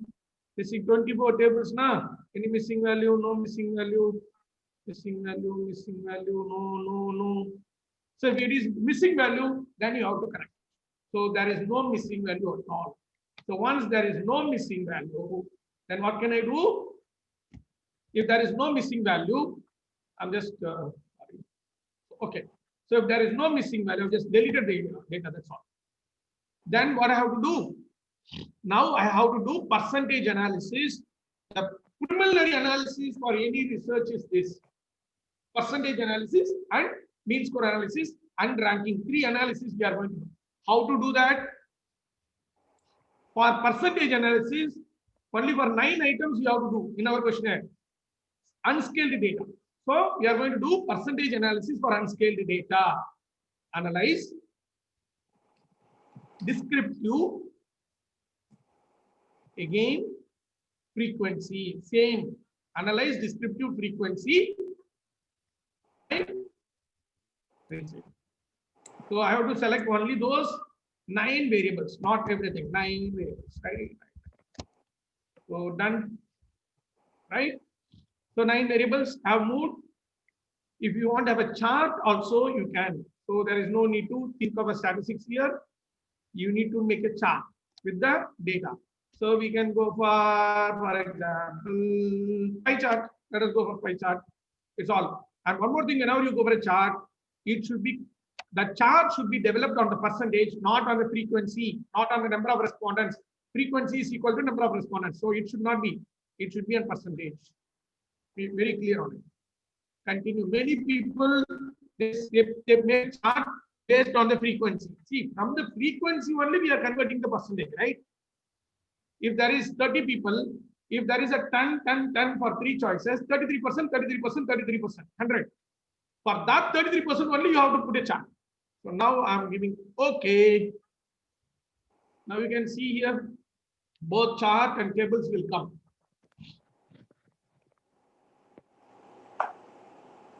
It's taking some time. Yeah.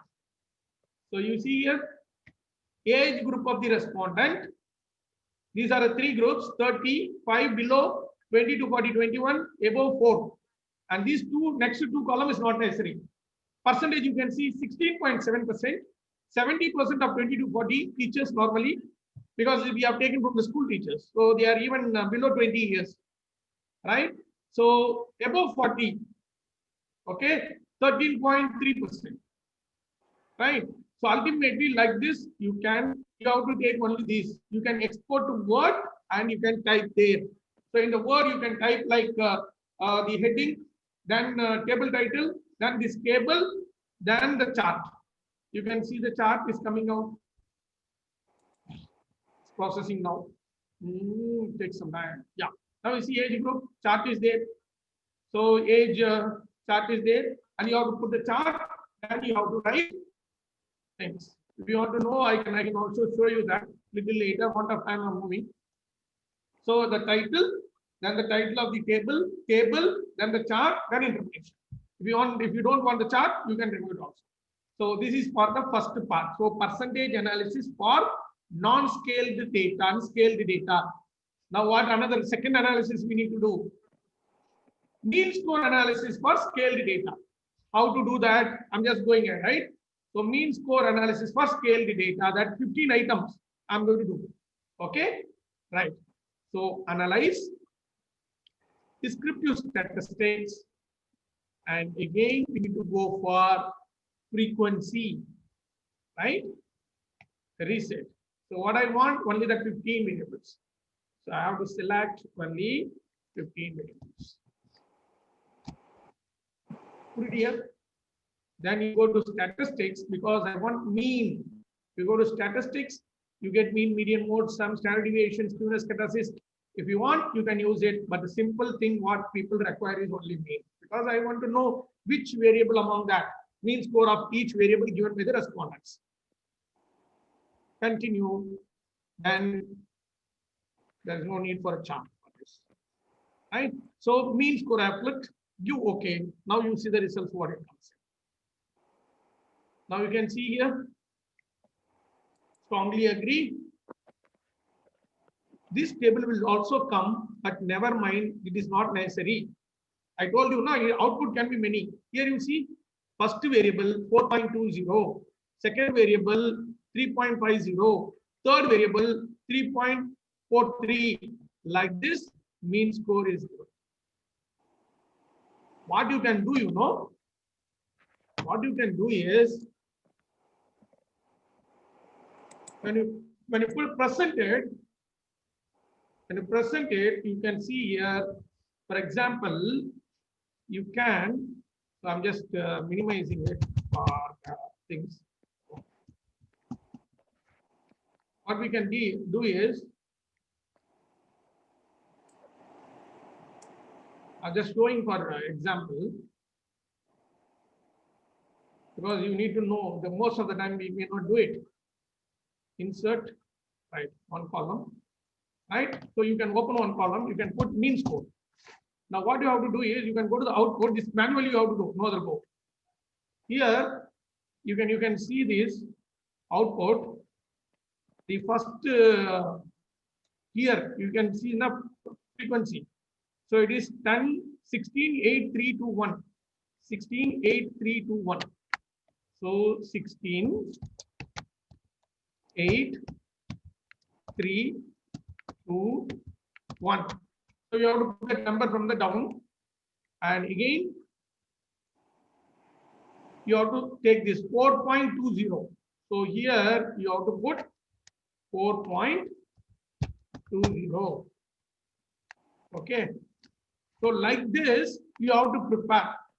So that entire thing will come like this in your analysis draft. So mean score, perception on the relationship between two tests. Like this, you have to fill every frequency and you have to fill the mean score, 4.0, like that mean score is there now.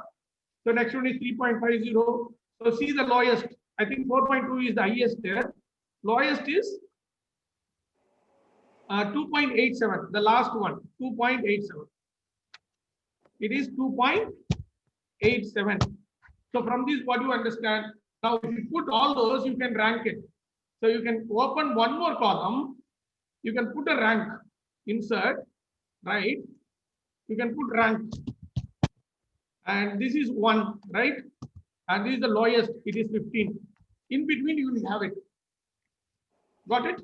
This is how you have to complete your analysis. Now we have done mean score analysis. We have brought it. And from this, what you understand, see the highest value 4.20. That is what the highest value, right? 4.20. If that is the case, what it means? What it means, I share an affectionate, warm relationship with this child. So from this, what you can understand, if a teacher is showing affection, if a teacher is showing affectionate, if the teacher is affectionate, that relationship will be good. See the last choice. This child comes to me for selecting the right choices of decision. Sorry, I think if anybody doesn't know Tamil here, I think I can use, no, maybe Pan India. Okay, fine, English. So what we think as a teacher, that students will come to us only for asking decisions, suggestions. Please understand, they don't come to us. They don't come to us for suggestion and decision and all. Right? Yeah, pesla po, Tamil pesla. Okay, right, anyway. So what is happening is like, so this child comes, or student is not coming to us, not coming to us to take it as least importance. It's the least importance. But for their affection only they are coming. That is the result as per this survey. Okay. So now we can get 15 orders. So simple analysis, percentage analysis. If you put, so 9 pages tables, 9 pages you can prepare. And this 10 pages. So with this questionnaire, 10 pages of your thesis report can be prepared. Is it okay? Fine, great. So now we'll move on to bivariate analytics. Hypothesis testing. We will frame the hypothesis for the objectives and we will test with relevant tools. Is it okay? Can I move on? I think you are clear with, sir, 2.87 means between agree and neutral. 4.20 means disagree. No. Sorry, you are mistaken. Strongly agrees. That's what I say. No, weightage has to be given to this one. 5, 4, 3, 2, 1. So if it is 4.2, it means that it is more. This comes in here. Strongly agree. 4.20 is strongly agree. And 2.87 is 2.87 is neutral. It can be, but based on the scores, it is highest. If you put all the scores, you will understand. Maybe one of time I'm moving. So if you put all the scores, if you rank it, so among the variables we have selected, the first one is affectionate. The least one, the students come to a teacher for taking a suggestion, choice of decision. Is it okay? So with this note, let me move on to, let me move on to further analysis. I'll close it. No need to close. I'll do it with this. Right. So what we have to do now, we have understood univariate analytics, right? Can we go for bivariate analytics? Okay. Bivariate analytics will go, and I'll do one thing. Now half an hour is more. I will do chi-square test today, and we'll take up some questions. T-test and ANOVA of hypothesis testing, factor analysis, and multiple regression analysis. I will do it tomorrow. Is it okay? Right? So I will stop by doing bivariate data analytics chi-square test. See, now what happens, you know, we need to understand the basics, then only we can go for it. The thing is that whenever you have any objectives, you have to build a hypothesis. Hypothesis between two variables. That is our next level of analysis. Next level of analysis. Thank you, PVS Ganesh sir. So next level of analysis. First level we have done. The second part is bivariate analysis using hypothesis, testing of your hypothesis. See, whenever you want to test your hypothesis, I'll tell you very simply, you want to find out the relationship between two variables. That relationship between two variables can be executed in two dimensions: association and differences. That relationship can be understood based on the association and based on the differences also. These are two dimensions. For example, best example I'll give you. When you go for what you call it as, when you go for friendship, how do you identify best friend, worst friend? How do you identify? You are one variable, your friend is another variable. Let us understand. Hey, we say, right? You are thinking like me, you are doing like me. People say that means what you are doing there. You are finding your relationship in the name of association. Whatever it is matching. We say you are a good friend. Right? To test that association, we have a spanner, we have a statistical tool called as chi-square test. Chi-square test, the purpose is to test the association between two variables, research variables. Right? The other side, sometimes you say to your friends, hey, you are not accepting my you are not accepting me, right? You are different from me. How you are finding out that, right? If you want to find out the differences, you put some yardstick, right? Because you are one and you are saying that they are different. It is. So there is a testing of relationship using testing of difference between two variables or two groups. Usually, in general, what happens, you know, association of variable is understood, difference of groups is understood on a variable. You got it? Because when I find the association between two variables, if I get the answer yes, then there is association. If I get the answer no, there is no association. That means there is a difference. Correct? Okay? So with the help of chi-square test itself, we can come to a conclusion whether there is an association or not, differences or not.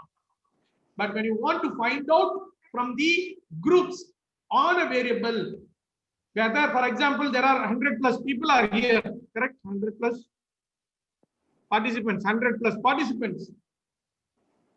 In this case, I want to know whether male or female teacher like my session, whether there is any difference on the perception of my session.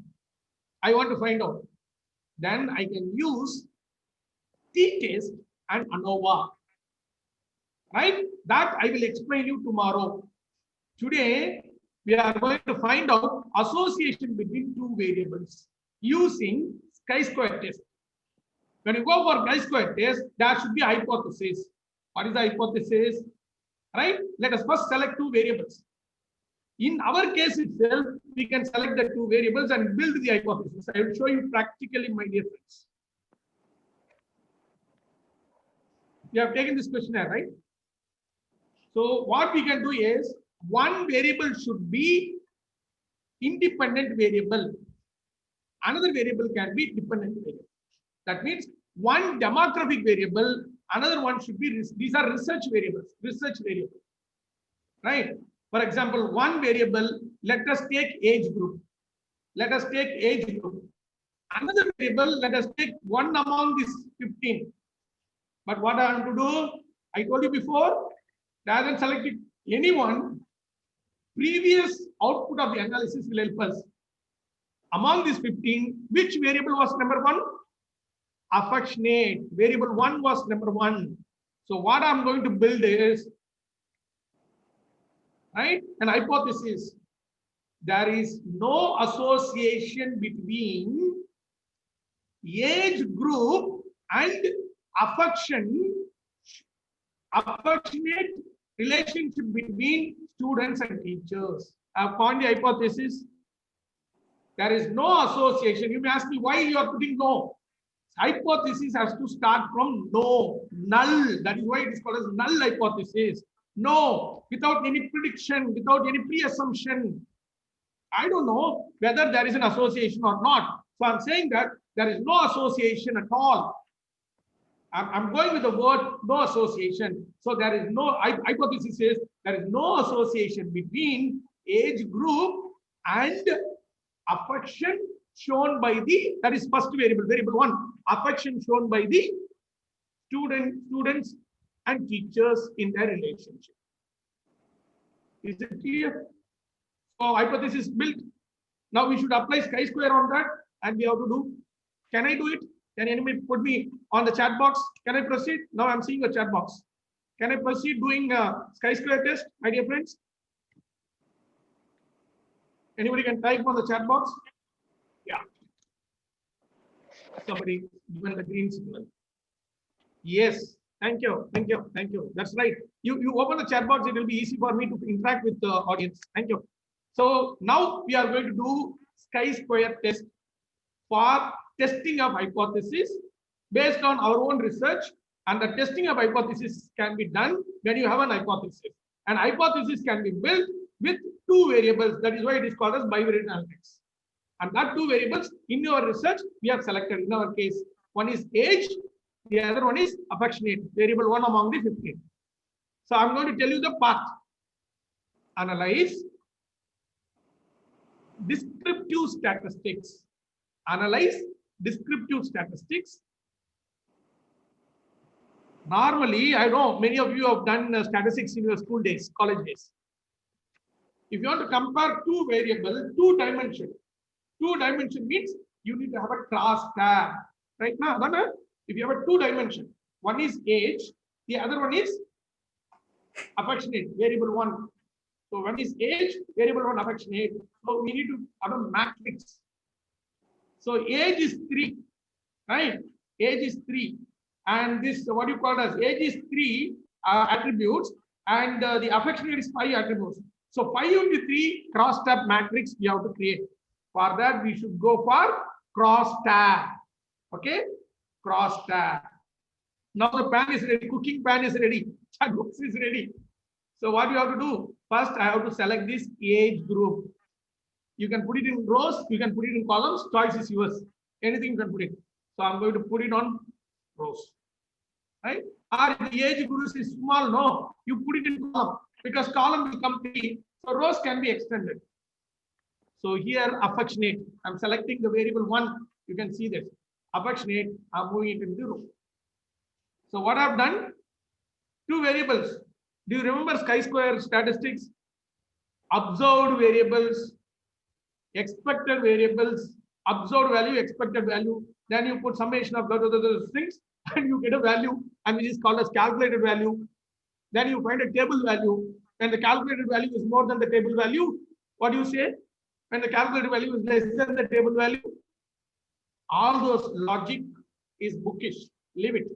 In SPSS, it is made very simple. Before I give you the answer, it is made very simple. Here, thank you, Santosh.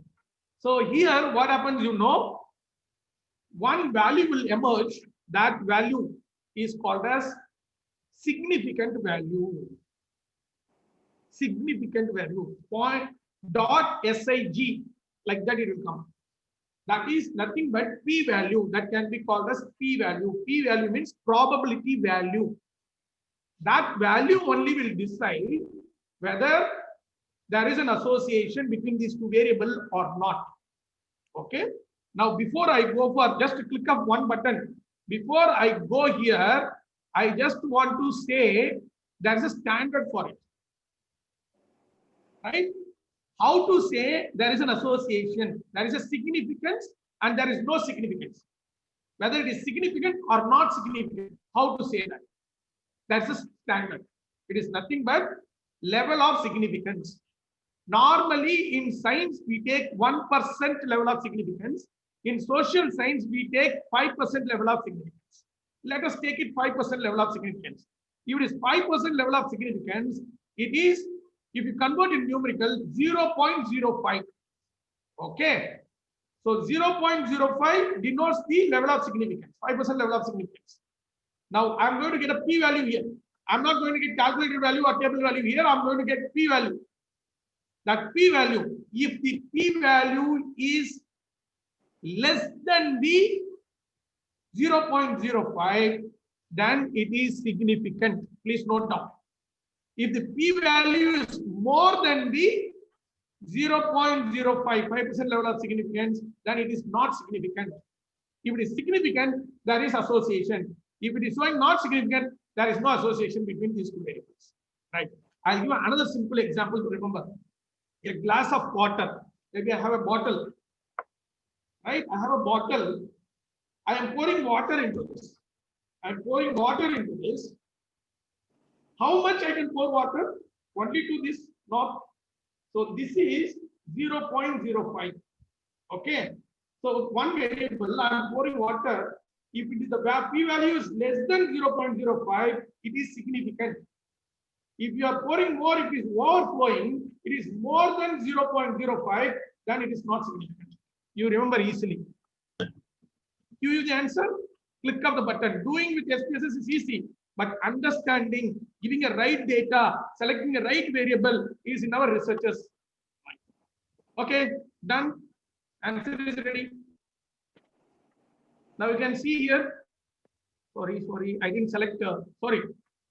Analyze. Descriptive statistics, crosstab, repeating again. Move here. I need to select the chi-square value. So from here, I think you know it till now. Statistics. Here you see chi-square.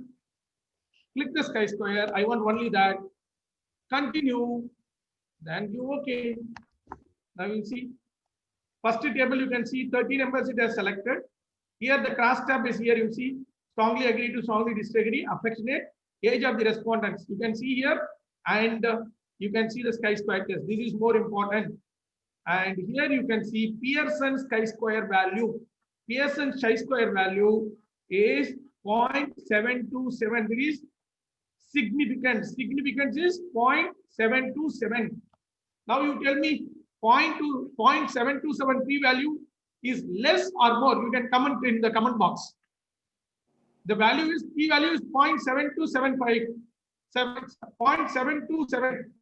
Whether it is significant or not significant, tell me. Put it in the comment box, chat box. It is more. That means more means what? Significant or not significant? More. Not significant. Johnny, thank you, Johnny. Smriti, thank you. So it is not significant. So what you can do in the what you call as in your draft, you first write the what you call as hypothesis testing. Then you write the title. What is the title? Association, test of association between age group and affectionate relationship of students with the teachers. Then you write hypothesis, H0. What is that? There is no significant association between age group and affectionate shown by the teachers and students, right? Then you put this tabular column. Then you put this tabular column. Then take this value in the interpretation you write. These two tabular columns you can show. In the interpretation you can write. How to write it?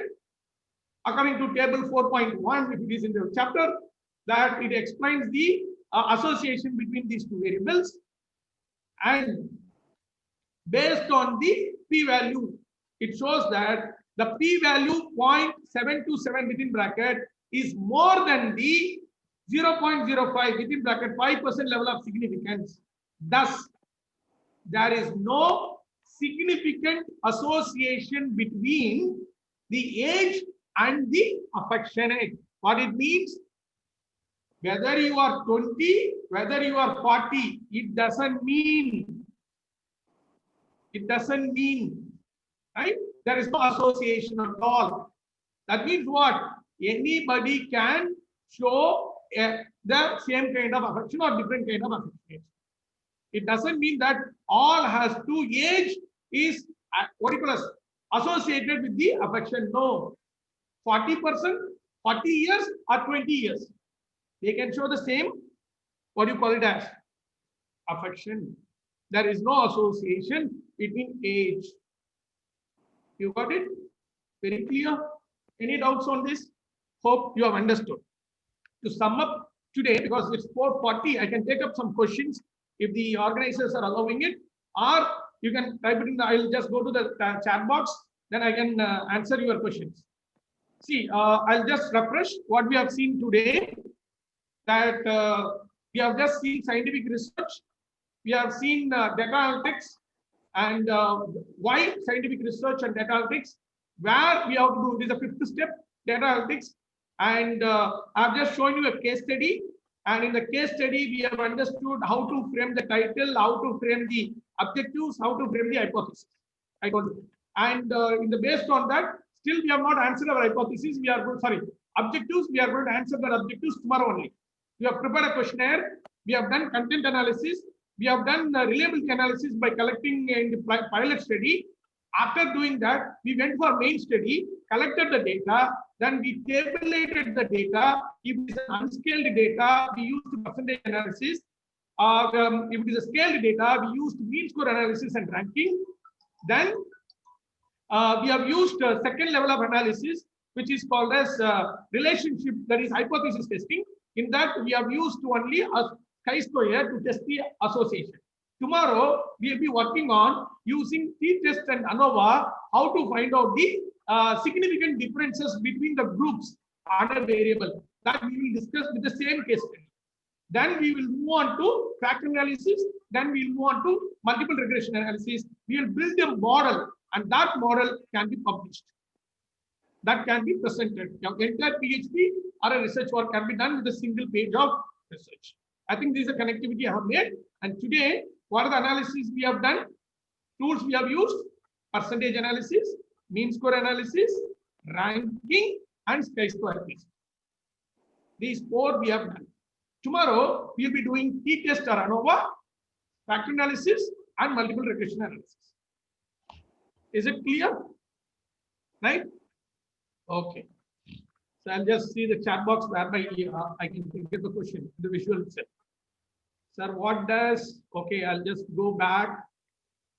I go to the organizers. Can I go through the chat box and give the answer? Or whether you are going to allow someone to ask me, next 15 minutes, we can discuss on this.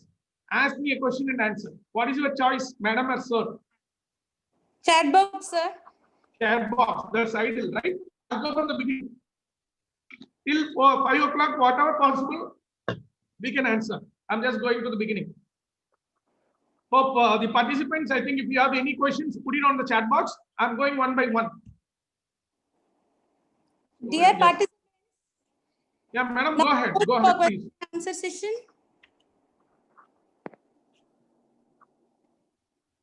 You can ask any participants already in the chat box. I can go ahead. Somebody has typed in the beginning about, yeah.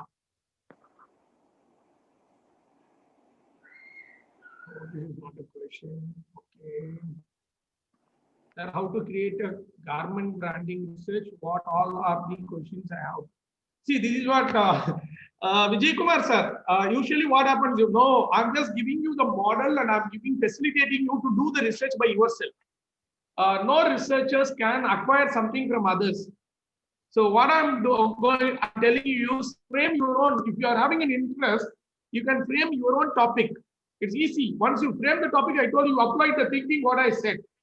And to bring the questions, you can meet experts.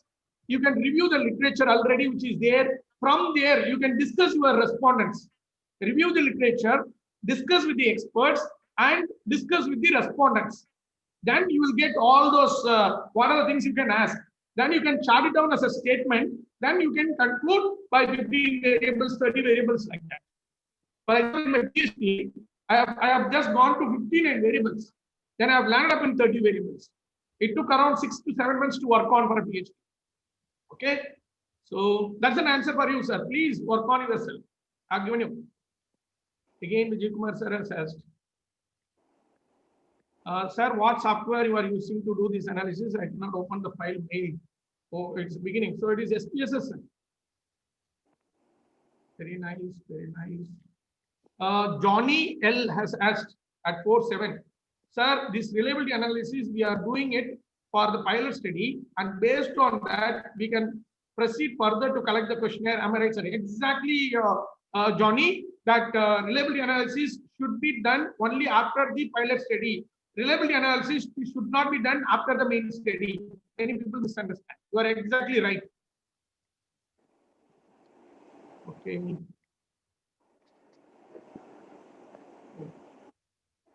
Again, Vijay Kumar, Dr. Vijay Kumar has said, myself, Vijay Kumar, I did meet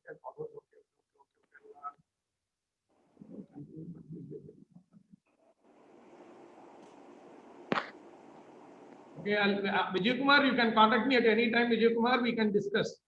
I'll explain you in a language, even Tamil, no problem. I have videos in YouTube in Tamil, I'll upload that also. Okay. Sir, 2.87 means between agree and okay, that we have answered in between. Excellent, webinar. Okay. Sir, such a great okay, appreciation. So any questions, please? Sir, which is Arshini is asking, which is the dependent variable? Madam, we need tomorrow I'll be explaining what is independent variable and dependent variable. That way you can understand. Please come back tomorrow. We'll come back tomorrow. I will be explaining what is dependent variable and independent variable tomorrow before going for factor analysis. So you can understand that. So keeping reserved. Hope Arshini will join tomorrow. A statistical significant value, p value should be less than 0.05. Exactly. Timple Kosala, Dr. Timple Kosala, it's very clear that as per the norms, that statistical p value should be less than 0.05 to be significant. If it is more than 0.05, then it is not significant. Okay. What does it infer if SPSS was Swapan Banerjee? So up Ligia, like see 0.05 is 0, right? So it is less than 0.05. So it is significant. Right? 0.00 is significant. It is less than 0.05. Johnny again, okay. Oh, forms are there. Normality, okay. Crystal clear, okay. Gautam Ramkumar Chennai has asked, sir, can we have expected sales count? Yeah, exactly. I was looking, someone will ask this. See, as per the assumption given by the creator of the Square, that assumption supposed to be more than 5. Even in some people say that it should be more than 10. Sorry, in my case, that it is only 30 samples. So it will be less than 5 only. But when you do your main research, please make sure that each cell also has more than 5. That assumption. Thank you, Gautam. You are right. What all necessary tools we want to use in our study? Gayatri, madam, I have already explained you in the beginning that what are the tools which can be used. I told you, what are tools I am following today and tomorrow which can be abruptly used for a quality research. Remaining things are addition, in my opinion. Remaining things are addition. Sir, I directly type the small question distinctly in SPSS or Excel. See, you can, it's better rather than typing it in Excel and bring it here. You can enter your data in the SPSS itself, creating a database. That will be ideal. Somebody was asking about content analysis. Kindly, Sumati Parthiban has asked me, kindly tell me content analysis. Madam, already I told there are various content analysis is there. But my simple thing is that I'm totally speaking with you all with practical mind, not a bookish mind. So what you can do is you can prepare a questionnaire. You can give yes or no instead of this yes or no, and you can give it to 3 experts. By reading one statement, they'll give it is relevant, yes. If it is not relevant, they'll give no. After getting that, you keep these 3. And if 3 experts are saying yes, take it. If 2 experts are saying yes, then you justify from your researcher if it is needed or not. If all 3 are saying no, remove it. That is what is called as content analysis. Bosla Abhimanyu says no question, sir. Thank you, man.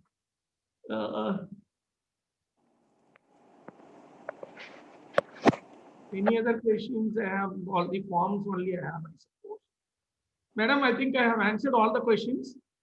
And Mamta Gupta ji from, I don't know which state you are. You are asking my PPT.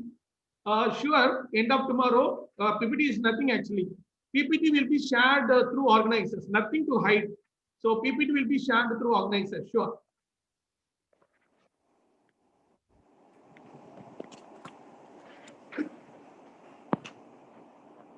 Any other questions? If anybody is having, then I'm bound to answer because 10 more minutes to go. We can answer it. Then we can go ahead at 5 o'clock. We can close down. Any questions you have? Swapna ji, Swapan Banerjee, that is my ultimate aim, that I want to make this online session feel like a physical presence. That's what I tried a lot. I'm successful in my second time. Previous time I worked with another thing, and now I'm making it.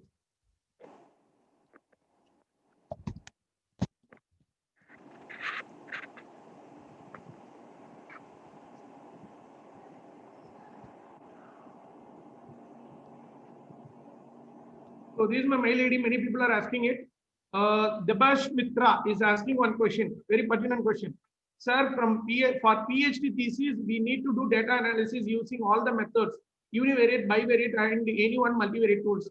If you use it, it will be better. That is what my ultimate aim of this FDP is, that you can, if I complete tomorrow, you will understand that the same model you can apply, same tools and the thinking you can apply in your PhD area, and you can submit. So surely it will be highly commended. See, SEM, neural network, or any other model is extra. Today the lucrativeness is going on. See, SEM is an extension of multiple regression only. Tomorrow I will justify that. SEM is an extension model of what you call as multiple regression. You can do that.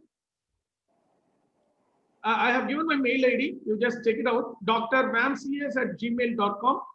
You can always make it. Later it will be shared by the experts. I mean, the organizers. Nagalada. Sorry, Nagalada. Sir, in some research, chi-square is applied in 5 scale. 5 scale, is that right? Now also we applied in 5-point scale only, no? One variable is scaled data. Another variable is categorical data. That means the age is a categorical data. Then this, what you call as affectionate is continuous data. So 5-point scale. So one variable we can take it. That's what we have done, Nagalata.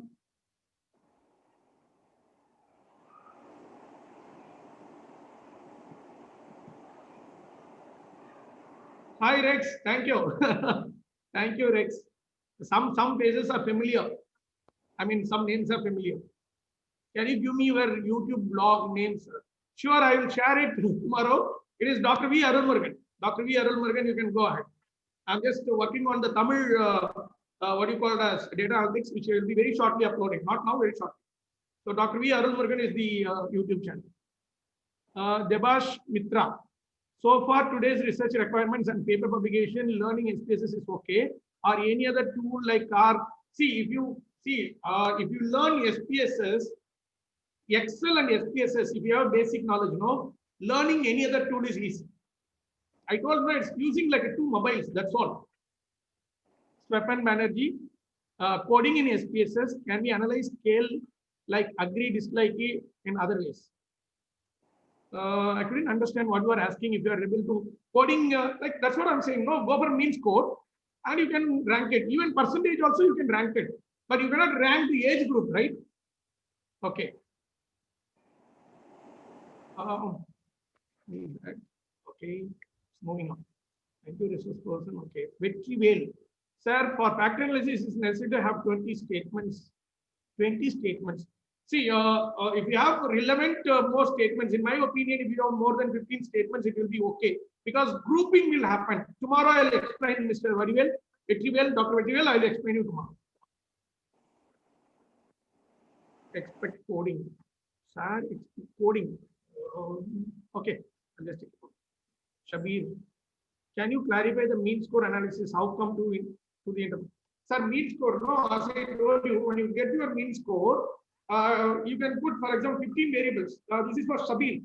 15 variables, you get a mean score, right? Then once you get a mean score, from highest to lowest, you put a ranking. So 1 to 15, you get it. So the 1 is highly agreed. And the 15 is, which comes under, like, it's a least rank.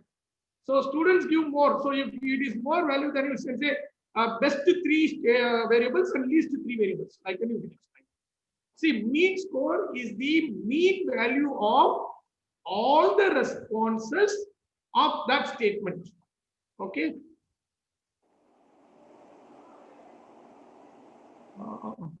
Okay. Any other questions? How much Gautam Ramkumar? Oh, another. Nagalashmi again, she's asking, sir, which analysis is used in perception and whatever I'm talking today, no, from tomorrow, no, you can use all. You can use all this what we have discussed today, Naga, and you can use what I'm going to discuss tomorrow. How much respondents we account of each of our variable in the questionnaire during data collection. Sir, usually what happens, like when you go over sample, don't compare with questionnaire and Dr. Gautam Ramkumar Chennai. What I'm suggesting is there are 2 ways to find out the sample size. Rather than if you have a known sample, known population, then you can use the formula and you can find out. Statistical formula is there for sample. If it's an unknown population, the best way I'll tell you, go and review close to related articles and take 10 to 15 articles in the same area. See minimum how much sample they have used, maximum how much sample they have used. Land up in somewhere there or go to the maximum. That's the best way. Any other? So if Naga, thank you, Naga. We'll meet tomorrow also. So thanks a lot, organizers, especially Salome Madam and my good friend Lakshmi, who is my schoolmate, Dr. Lakshmi, sorry, and Dr. Prema, who has introduced me.